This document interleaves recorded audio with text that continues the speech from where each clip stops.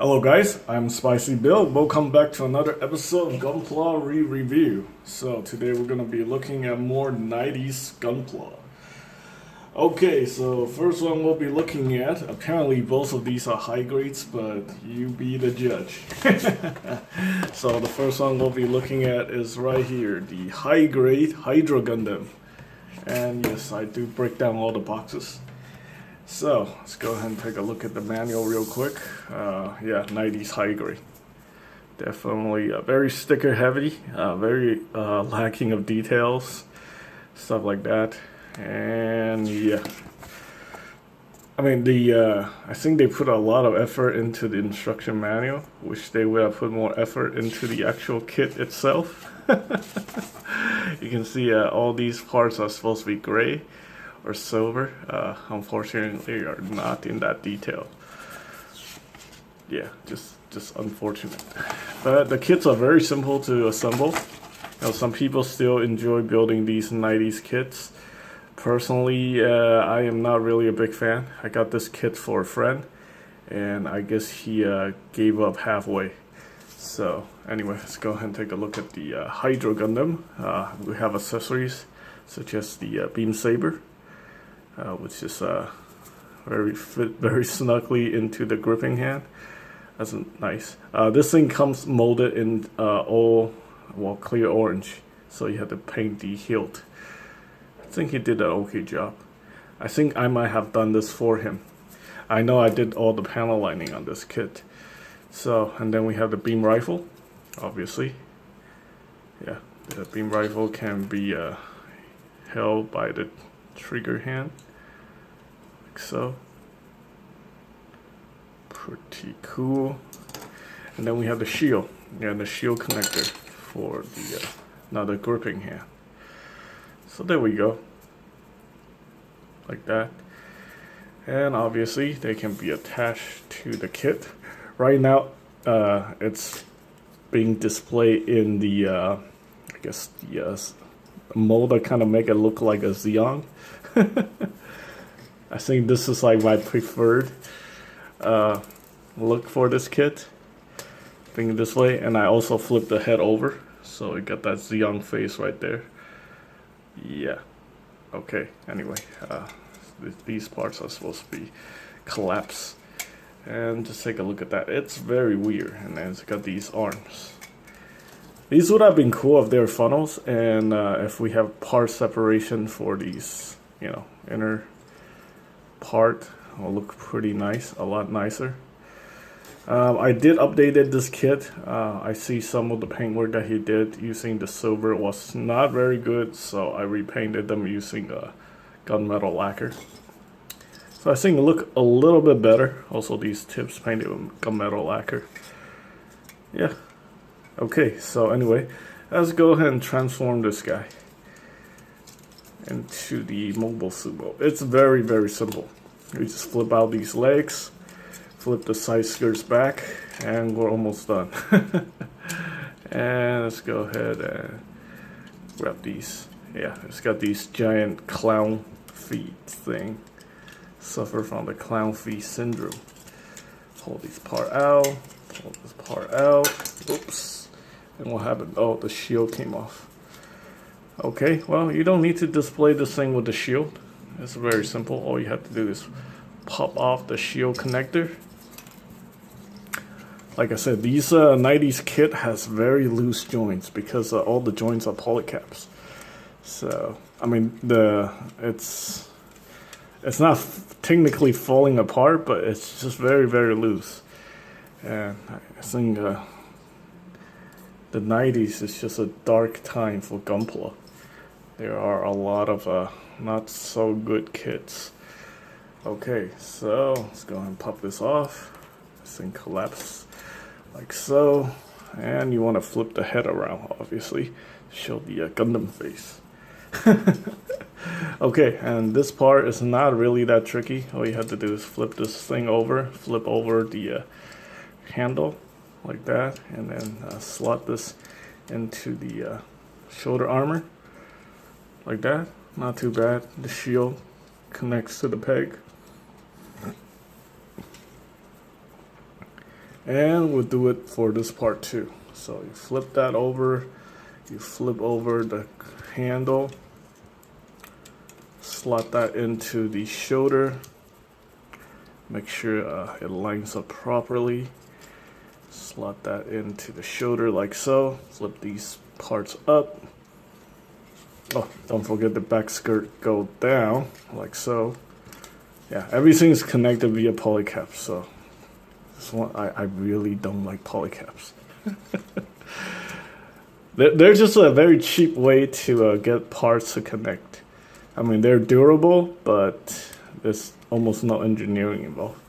I think polycaps were invented in the early 90s, and even in 2018 going to 2019, we're still going to have kits with polycaps. That's more than 30 years of it being used. So anyway, it's just me rambling about my distaste for polycaps.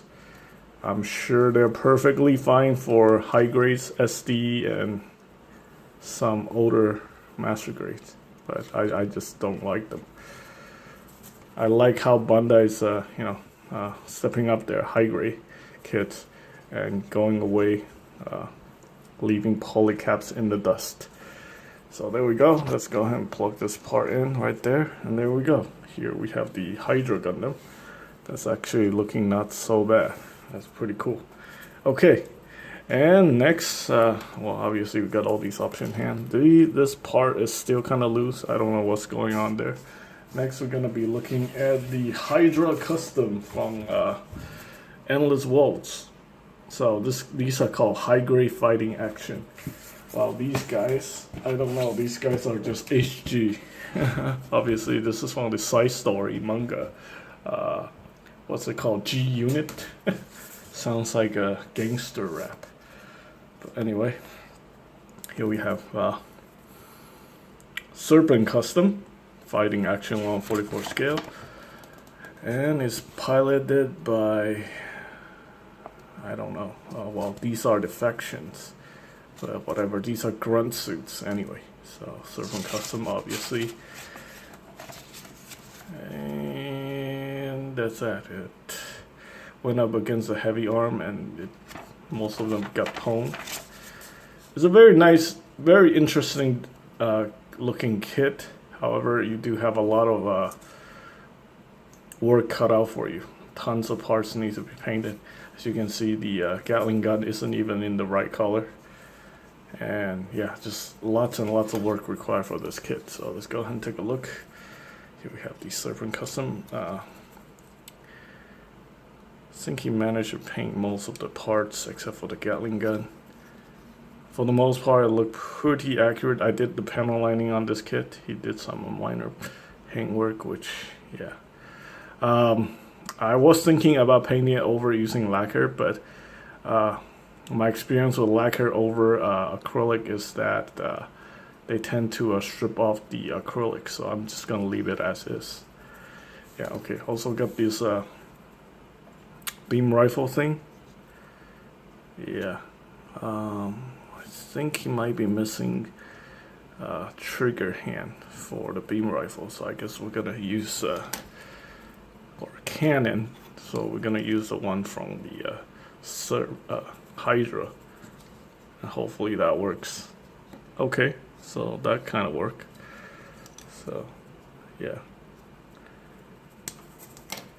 it's kind of like a snug fit. It's definitely not designed for this kit. And it just plugs in via polycap. So anyway, no detail whatsoever, not even full stickers. So yeah, it's not very impressive. And then we got this open hand. All these hands are also rubbery style hands, so they come on the same runner as the polycaps. Okay, and then it looks like something's falling off. How the shoulder armor is falling off. The articulation on these kits are like just not even worth mentioning. But anyway, yeah, we got the Gatling gun right here.